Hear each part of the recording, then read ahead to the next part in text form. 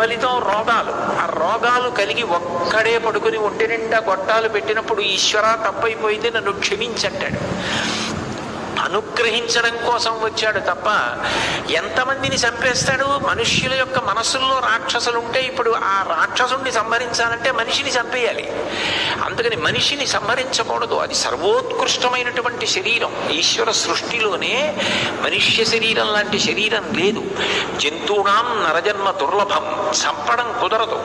అందుకని పాపములను క్షమించడానికి వచ్చింది అవతారం. అది వెంకటేశ్వరుడి గొప్పతనం. అందుకే వెంకటాద్రి గొప్పతనం ఏమిటి అంటే అటువంటి కొండ ఇంతకు పూర్వం లేదు, వెంకటేశ్వరుడి లాంటి అవతారం లేదు.